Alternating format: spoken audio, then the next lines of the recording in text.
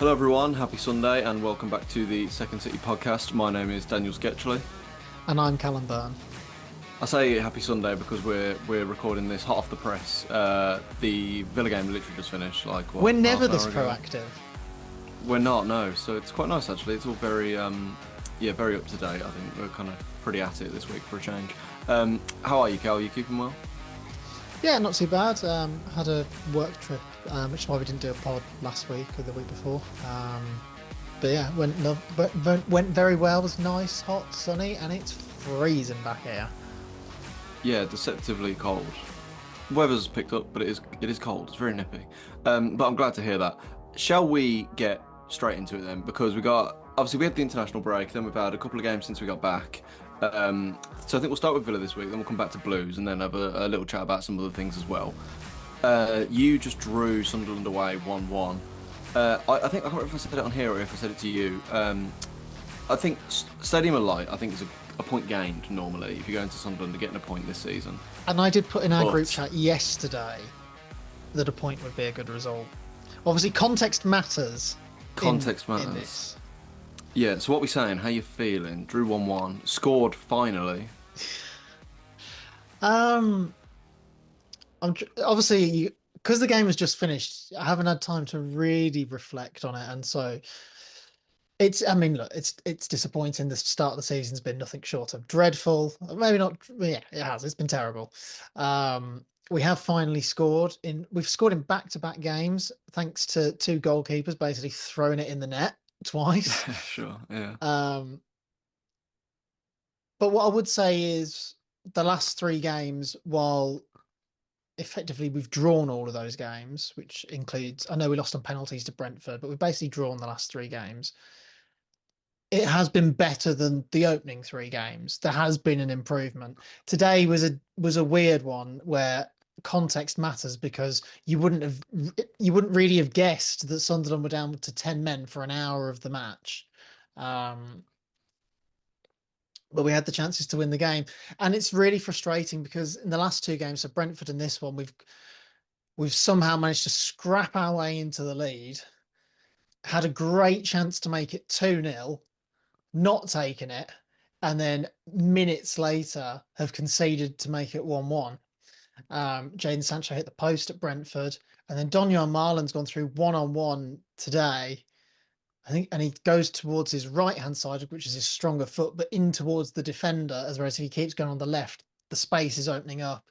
And yes, he'll have to hit it on his weak foot, but he can actually get a shot off. um, yeah, it has been better the last three games, but it's not great. But I did say we spoke after the Crystal Palace game, and I said it would not be out of the realms of possibility or really a shock if we were still winless by the time the Fulham game rolled around, which is the next home game, which is next weekend. And we have got to that scenario. But there was a feeling that I had, certainly after the Crystal Palace game, that we could probably lose both of those games. We've actually gained 2 points. So you have to look for the positives at the moment. The cup defeat was bad because we went. I think, we played a relatively strongish team against a rotated Brentford, but again, we drew the game.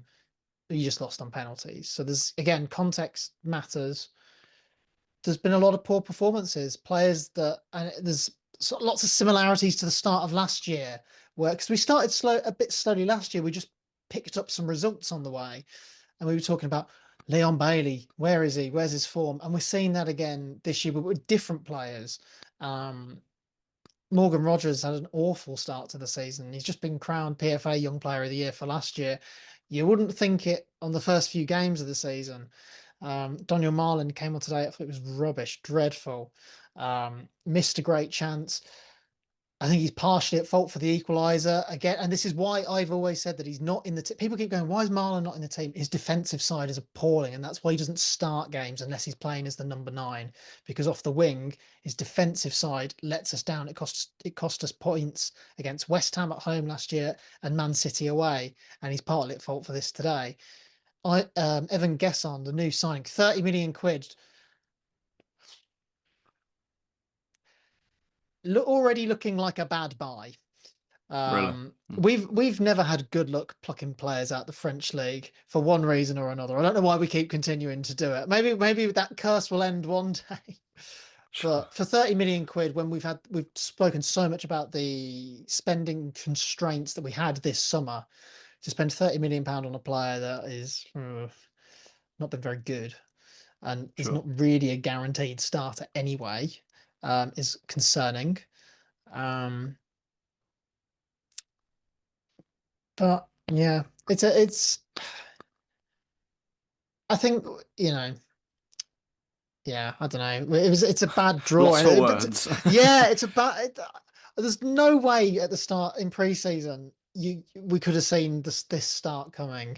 Um, Because I think as I've said, out of context, a point away at Everton in the new stadium, playing them so early there is a good point. A point away at Sunderland is a good point. I know they're newly promoted, but win they've your home started games, draw well. your away games. They've started well. They've unbeaten at home still. I know they've only 3 games, but they've not lost any of them. The thing with Villa I look at now is you 5 games in. 5. You haven't won any of them, and you haven't really played any of the top guns yet.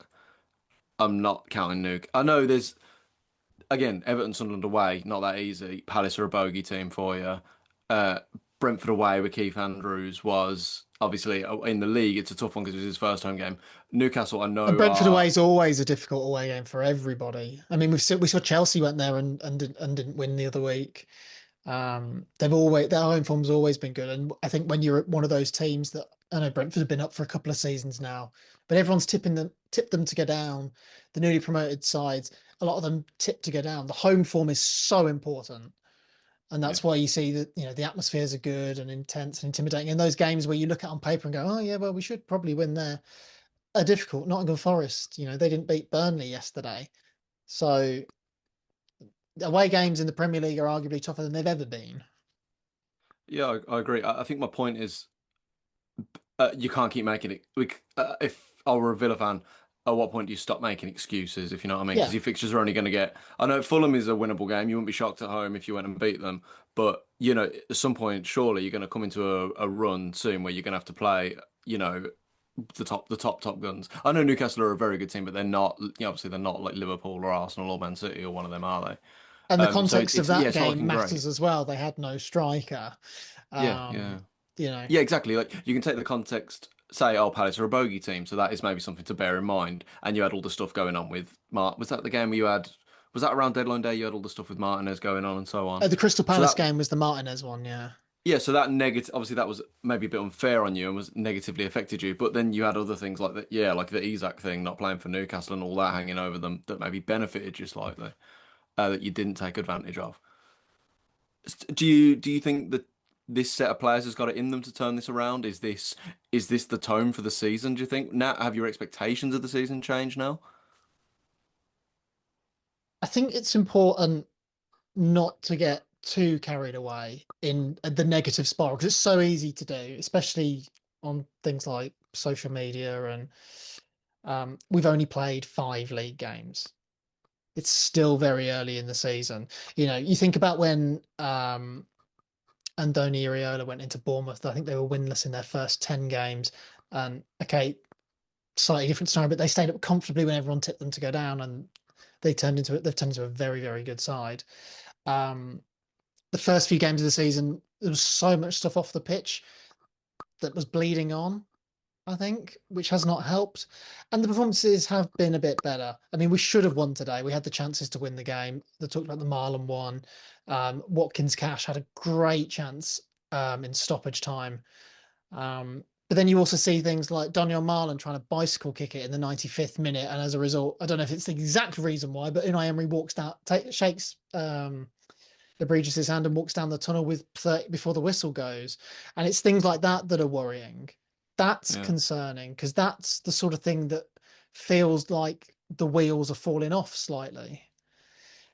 But it's a big week. It's a huge week. We've got our first Europa League game on Thursday, and then we've got Fulham on Sunday. We've got to win them both. There's no Who are you playing in the Europa to start with? Bologna, which was a Champions League game last year. It was. And is that at home or? Yeah, both at home. So two big games. I think maybe, again, I don't want to sound like we're making excuses. Maybe the way the fixture list has, with the way that we've been playing and the run that we've been on, we probably could have done with the Fulham game being this week as opposed to next week, or swapped with the Everton game. Winning and losing are very similar in terms of it's very easy to go on a cycle. You forget how to win and you feel like all the world's against you and nothing's going your way. I talk about we hit the post on Tuesday night and then they go up the other end and score. We've missed a one-on-one today. They go up the other end and score. You know, but when you're in the other way around, when you're winning, those things just fall your way. And at the moment, they're not. And we need something to go our way. And I thought it was going to be, I thought when Cash scored and the goalkeeper's punched it into his own net, I thought maybe we'll just scrappily win this 1-0, get the points, run, and we can kick on from there. Because a bit like the thing without scoring a goal, every time you listen to the commentary, it's, oh, Villa haven't scored a goal yet. Is this the game? And the longer these things go on, the more pressure comes on it and the more spotlight comes onto it. So Yeah. yeah, Yeah, it's a big week that's coming up. I wondered at the same time though, maybe that you'll probably still be favourites for the Bologna game, I would have thought, with it being at home. So maybe that'll be that game where it'll just fall for you a bit, and that might kickstart you going into the league a bit more with a winnable game against Fulham. That'd be my thoughts. But yeah, it's not been a great start at all, but it's been an awful start, in fact. But yeah, even from the outside looking in, I don't think you can really rule out anything. This doesn't mean Europa League's off the table. It doesn't mean Yeah, any of that really. and look, we have not played well, and we've lost two. We have lost two games, and only one of those games did we get battered. Which was the Palace one. Yeah. It's we've still managed to. I know it's not.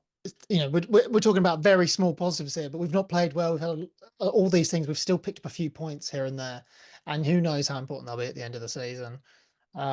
Maybe we're taking I'd happily finish 17th and win the Europa League a bit too seriously.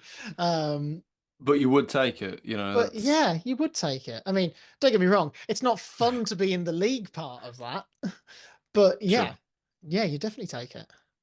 Well, should we have, whilst we're on it, should we have a little, what are your, should we have a little preview to the Bologna and Fulham games now then, seeing as we're Yeah, talking about them? What are your thoughts? Are you going to them both or? I'm going to them both. Cool. Um, and then, there's going to be something very interesting with the Europa League games. It hasn't sold out.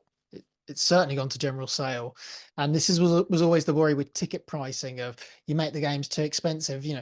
The the highs we've been on over the last couple of years that no, a club like Villa, they don't last forever really. And so we're now maybe in this rut, in this slump. It's not the Champions League, it is the Europa League.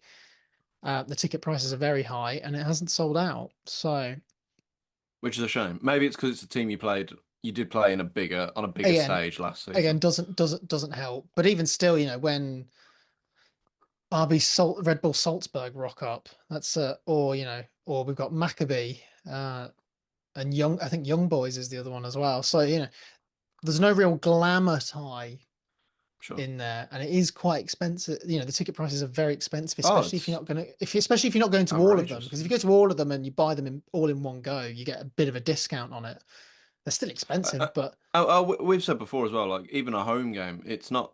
If you go into a home game, it's not just the ticket, is it? It's you travel up, and if you want a program because it's a big game, or a drink at the ground, a pint or a pie or something, um, it's all stuff that adds up. yeah, So I understand it completely.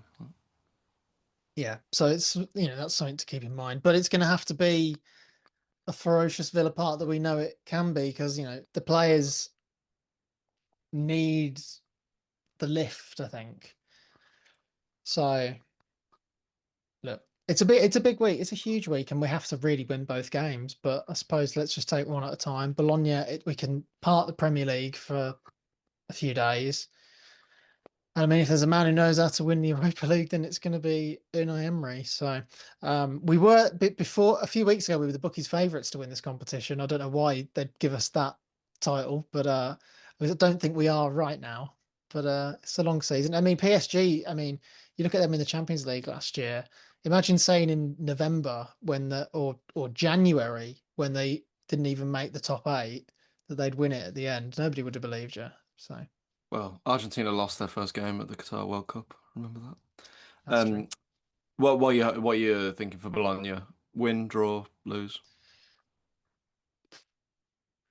I've been so, just be so positive on this podcast. This is this is like this is like the this is the Villa I'm used to being really pessimistic. I don't know what's happened the last 2 years, going into every game going, I missed 2023 Villa when like we'd be playing we played Fulham at home early in the season and there was not a shred of doubt in me that we weren't going to win the game, and now it's like please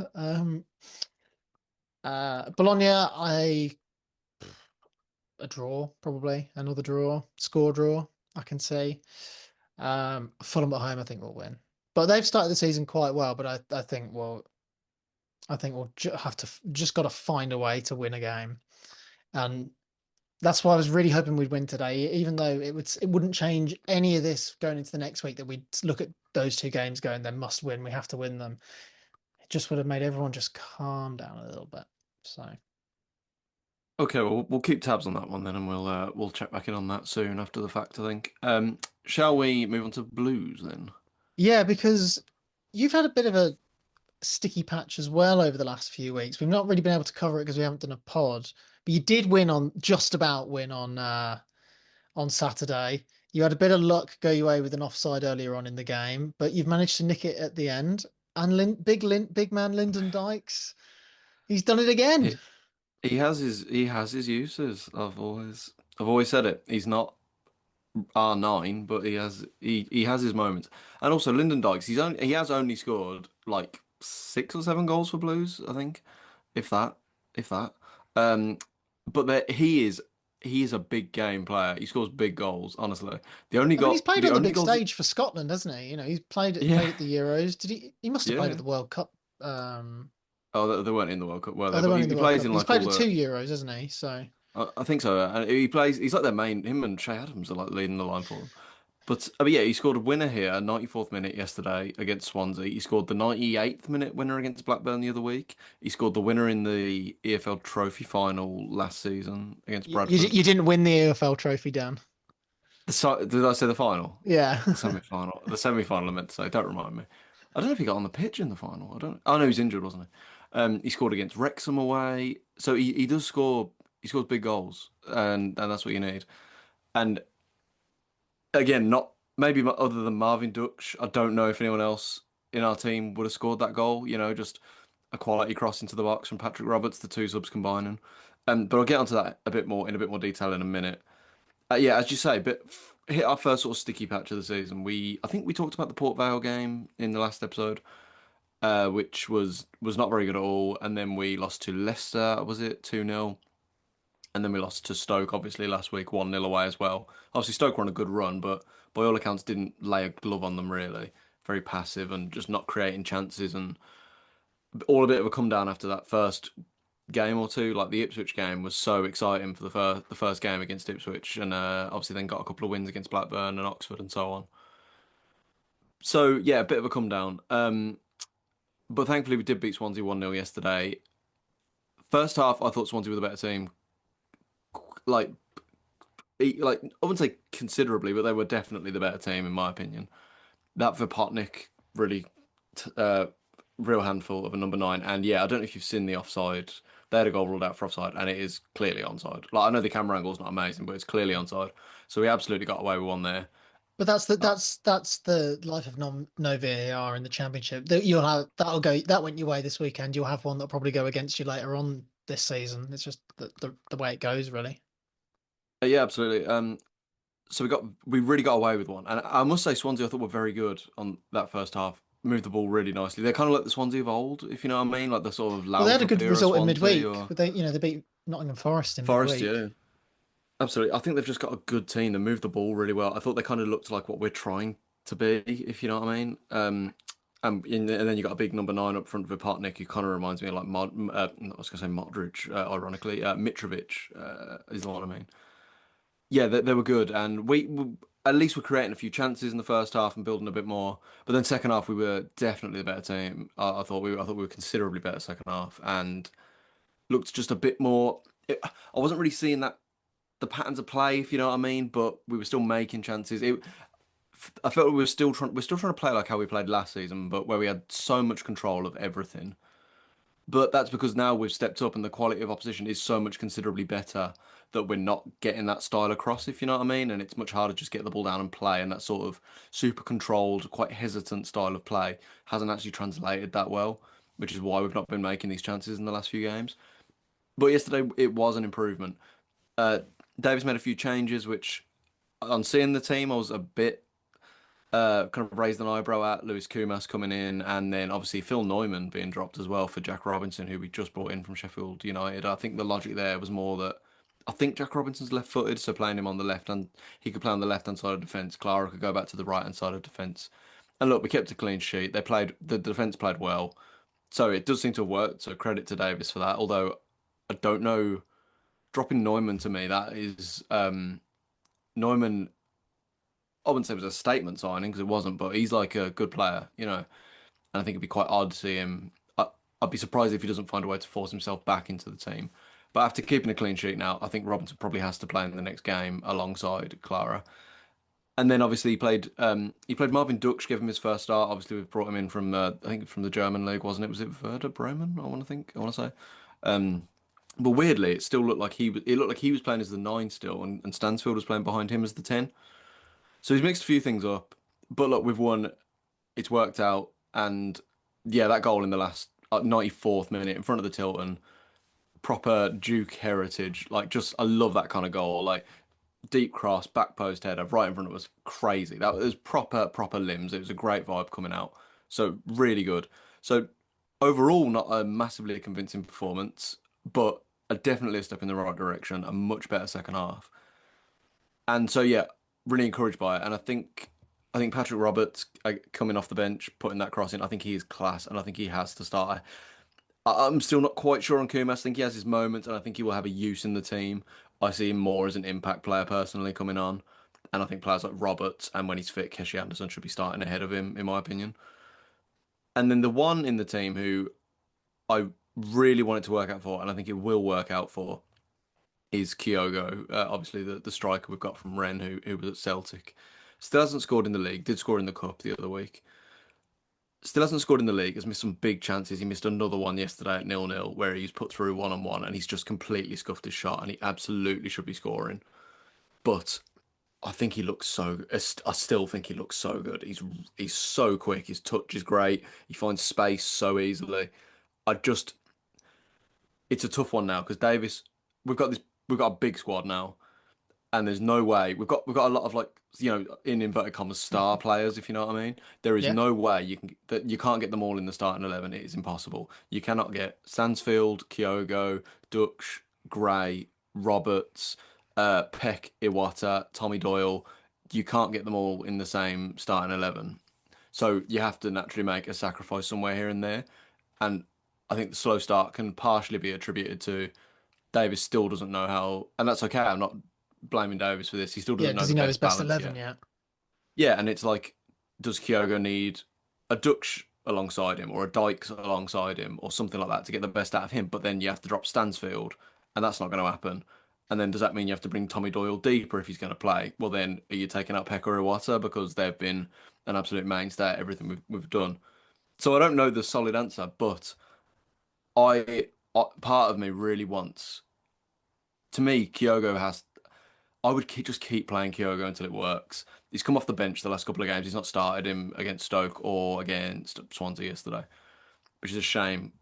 Not a shame, because it was obviously he made the right decisions yesterday. I thought Dux played pretty well, but I just want it to fall for Kyogo because I think once we work out how to get the best out of him, and we get the right balls into him, and maybe him and Roberts and him and Gray start linking up a bit more. I think he could be unstoppable, which sounds mental because we're what 6 games in and he's not scored in the league yet. But I think the ceiling is so high for him, but we haven't got off the ground yet, if you know what I mean. But I am excited to see where that goes. Side note though, I was doing a bit of digging. So we beat Swansea yesterday, 1-0, and you always think of like, oh, like, this team's a bogey team to us. We never win at this ground, never Yeah. win. I'm delighted to say that Swansea is we're their bogey team, it would seem. So I was doing a bit of digging because I was like, I swear, but like I'm trying to think of games I've been to against Swansea. So I don't think we lost any of them. So made a few little notes. So Swansea, so we've played Swansea 17 times since the millennium, turn of the millennium. They've only beaten us three times in that time, and we're unbeaten in the last nine against them. They haven't beaten us in over 5 years, and that was during, do you know when we had the end of lockdown, like that, like sort of Yeah, July yeah. when we that was the last time they beat us. They beat us 3-1 in a behind And closed doors they game. made the playoffs that season in that little Uh, restart yeah, under Steve Cooper. Steve Cooper. Yeah, yeah, and that was when they scraped him, wasn't it, on the last day? Um, Yeah, they had Ryan so no, Brewster up front. yeah, yeah. So it's nice to have their number. And I mean, I say all that, watch them go and beat us in the reverse fixture, but ultimately they're a good team and we beat them, and so I'll absolutely take that. And they're the kind of games you need to win. So yeah, first bump in the road in the season, but look at it this way: we're 6 games in, we've won half of our league games. We're currently sitting in eighth, we're just outside the playoffs. It's still super early days. The only annoying thing is that our next game is Coventry away on Saturday, which I guess we could have a little chat about that now, and that might segue us Yeah, yeah. into a next little section. So Coventry away on Saturday is probably like as hard a game as we could hope for, if you know what I mean. They're playing so well. I know they dropped points away at I was going to Leicester. say you're on the same points as them. We are, we are, but I mean, I, I think the tails are just up. They drew, and this will take us on to, I guess, our next section now, which is just a little look at the other Midlands clubs. We'll just have a little catch up on some of them, which we haven't done in a little while. So they're sat in what, sixth, I think I want to say, Yep. sixth in the championship. Obviously, in that time, was it QPR that beat 7-1, and then they drew Norwich the other week 1-1 at home, and they needed a last minute goal in like the 96th minute to draw 1-1, and they. I'm not being funny though. The stats of that game are insane. Coventry should have won about 7-1 again. They were all over them. Early kickoff on Saturday. I'm going as well. I think it's going to be 45 quid a ticket, by the way. What's all that about? Oh, But yeah, I think the only annoying thing is we've got to go away to in a derby. I know it's not our main derby, but it's a really hard fixture nonetheless. And then after that, on the Tuesday, we got Sheffield Wednesday. I almost feel like I'd be perfect if the Sheffield Wednesday game was this week. We'd probably beat them, or at least we'd be strong favourites, and that gives us a bit of momentum. So no, that's going to be a tough one, and I think a point would be if we get a point out of it, that'd be fantastic, and hopefully the Swansea result just gets our tails up a bit because we've also got Wrexham away coming up as well, so that's going to be a hard game as well. But properly coming on to our next section, I just thought it was interesting, Cal, because we were just talking about the league table there. Obviously, yep. the Midlands clubs have had a huge, wide array of sort of form over the last few years and degrees of success. This must be the first time in a long time. I know, obviously, we're in separate divisions, but we're all really bunched in quite close at the minute. So Villa are at 18th in the Premier League. Yeah. I think Wolves are bottom, Wolves are bottom. and then in the Championship, I think Coventry is sixth, West Brom are Yep. seventh, and Blues are eighth. Yep. And Blues, Coventry, and West Brom are all on the same points. So really interesting times. And I thought it was just a good time to have a quick look at those other teams. I don't know if you saw West Brom on Friday night. Obviously, we've just touched on Coventry, so we'll move on a bit. But West Brom lost to Middlesbrough away on Friday night, and there was consecutive losses because they lost to Derby the week before that as well. But looks like they're building something quite nicely there with Ryan Mason. Yeah. Baggies fans I chat to seem pretty happy with how it's all progressing and maybe hasn't quite gelled yet. But a couple of losses, and I think Derby are a bit of a bogey team to them as well. But I wouldn't be surprised to see them keep this up and keep chipping away at it and keep pace with. I do think us, Coventry, and them will be. I wouldn't be shocked if we're all in the playoffs by the end of it, honestly. I think Coventry would definitely be in the top six. But interesting ones there. The other one though, and obviously there's a bit of a story this week with Wolves. Uh, Lost again yesterday Thank God away. for Sorry, Wolves at the moment. Thank God for yeah, Wolves at the moment. They've been keeping us off the bottom of the table. Fair play. and quite a margin as well. Lost at home, I should say, to Leeds yesterday, and they were 3-1 down at half time. Yeah, they had a couple of chances actually in the second half when Caldalo made a couple of really good saves. Um, but yeah, I mean, Vita Pereira's just signed a new 3-year contract So extension, but when he this went was my in, point. and the back end of last year, they were pretty decent. But again, they've had another summer of selling their best players, And how many times do you see it, Dan? Teams, you cannot keep selling your best players year after year after year after year because it does catch up with you in the end. And it looks like we're starting to see that with Wolves. They've been sliding down the table for a couple of years and they've just sold Cunha and Ait Nori in the summer. They just about held on to Strand Larson. Um, But this is the weird thing with and this is kind of why I wanted to chat about it. The Pereira deal, I don't, I don't understand what that's all about. So we're 5 games in, they've lost every game. They got battered. They were almost out of it at half time yesterday against a newly promoted team in Leeds. who've been struggling Um, as well. who have been struggling. Why is the gaffer being given a new deal midweek? Absolutely bizarre. Strand Larson, I know you mentioned him. He obviously signed a new deal this week. Obviously, he only became a permanent signing in the summer as well. But amidst all the interest of obviously Newcastle wanted him. Yeah, that new deal's just to put in release clauses, I think, and to give him a bit more money to calm him down because they obviously were so against selling him, obviously. Yeah, Um, so I wouldn't read too much into that sort of new deal because that's more of if they need to sell him, he's probably got a way out now that he didn't have when he signed permanently at the yeah. start of the summer. But I, yeah, the Vita Pereira one's a weird one because not many managers would lose the first 5 games of the season and get a new deal. I don't think any would, and this is why part of me thinks, I've not seen much of them live this year, but I look at them and think the writing's just on the wall. They look completely toothless to me, and and then you don't have that thing of like, oh well, I'm never in favour of sacking a manager. Although, side note, I absolutely think Man United should get rid of Amorim tomorrow, despite winning yesterday. I think they should just get rid of him, just save the Well, they made tears. hard work of Anyway, winning yesterday, but that's another. that yeah, that's a side note. But yeah, I don't see where a win is coming from for them. I don't see where the goals are coming from.